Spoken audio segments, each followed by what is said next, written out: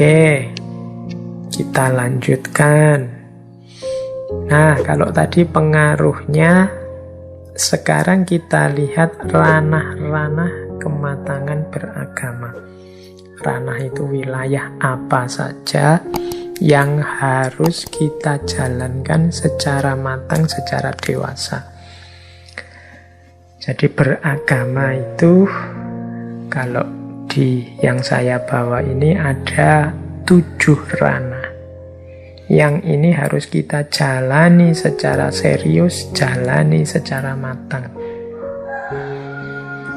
Jadi ada 7 wilayah. Jadi bagi yang ingin beragama serius, kalau dalam bahasa Islam fisil mikafah, seutuhnya dan matang, penuhi 7 hal ini.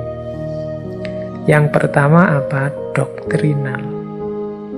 Doktrinal itu berarti keyakinan keimanan, kredo keimanan kita, itu namanya doktrinal. Syahadat itu doktrinal. Saya yakin bahwa Allah satu-satunya Tuhan. Tidak ada Tuhan selain Dia, itu doktrinal. Bahwa Nabi Muhammad adalah Rasulnya. Nah, itu namanya doktrinal, keyakinan. Ini harus kita jalankan secara serius. Tidak hanya mengucapkan syahadat, tapi juga menjalankan hidup yang syahadat. Hidup yang menomorsatukan Allah dan tuntunan Kanjeng Nabi Muhammad. Itu berarti implikasi doktrinalnya. Yang kedua, ritual. Jadi ibadah, harus mau menjalani aktivitas-aktivitas peribadatan dalam agama. Nanti kapan-kapan kita bahas lagi tentang filsafat ibadahnya.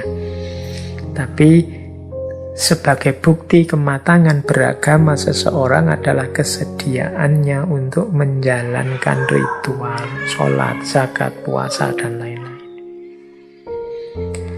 Oke, banyak, adalah tidak banyak ya, 1-2 yang tanya ke saya, Pak, apa sih gunanya sholat? Apa sih gunanya zakat? Apa sih gunanya puasa? Menurut saya kok tidak terlalu manfaat. Ini 1-2 teman yang dalam tanda petik bilangnya dalam pencarian. Cuma kapan-kapan kita bahas tema ini serius ya, tentang filsafat ibadah ini. Tapi ringkesnya saya mau tanya, lah terus jeleknya apa sholat? Jeleknya apa zakat, berbagi ke fakir miskin? Jeleknya apa puasa? Itu pertanyaan debatnya bisa ke arah sana nanti. Kemudian kalau tadi kamu komitmen bahwa Allah adalah penguasa alam semesta, Allah adalah Tuhan kita, Allah adalah, kita bersaksi Dia satu-satunya yang berhak ngatur kita, memerintah kita. Sementara sudah jelas lewat keimanan kita bahwa Allah memerintahkan kita untuk melakukan ibadah-ibadah tertentu, masa kita mau nawar? Kemudian sering juga saya ilustrasikan, ya ketemu Allah itu bisa dari banyak jalur, lewat banyak jalan, tapi ada jalan yang Allah sendiri menyuruh kita menemuinya lewat jalan itu. Dari ranah akhlak dan adab, ya kalau kita mau menemui seseorang, harusnya lewat jalan, lewat jalur yang diridhoi, diinginkan oleh yang punya rumah.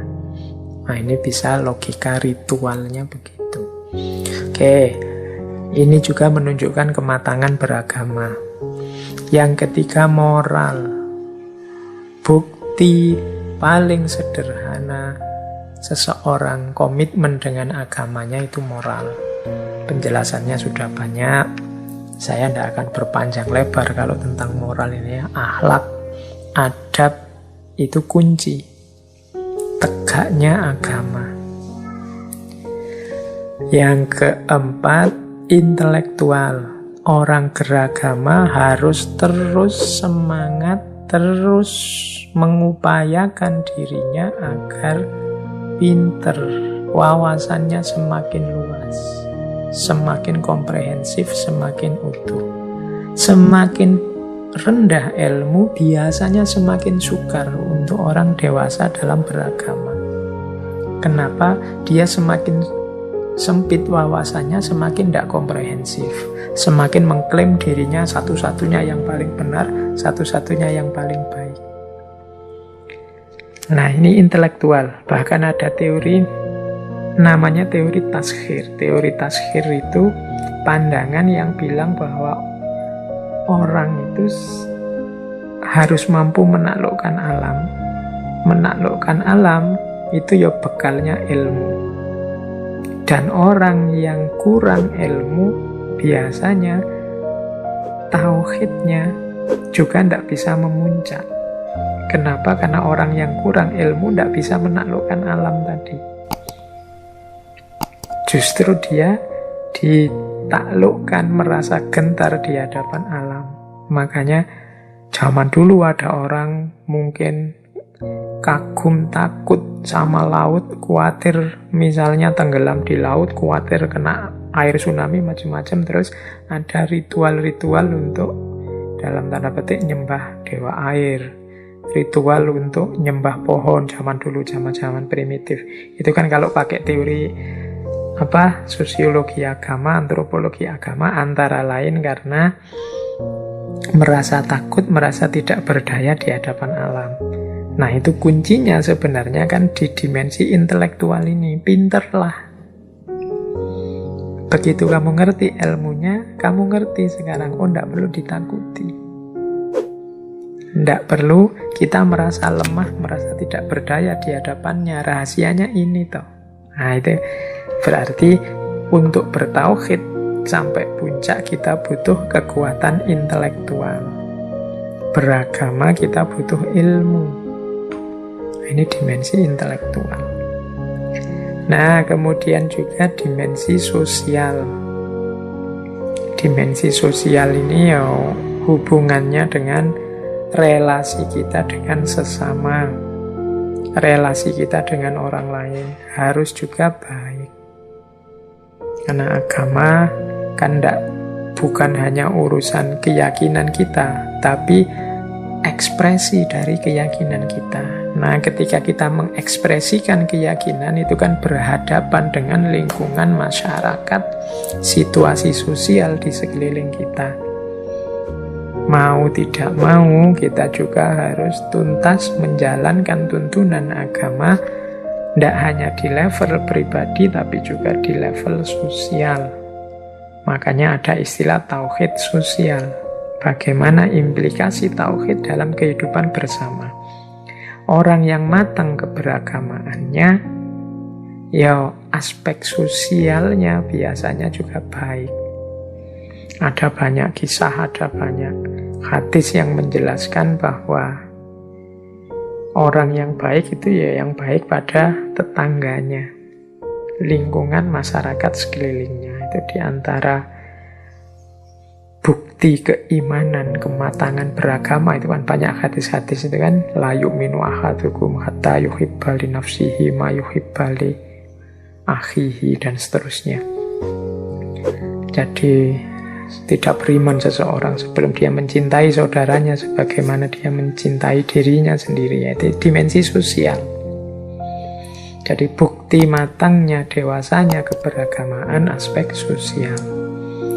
Kemudian ada dimensi asketik.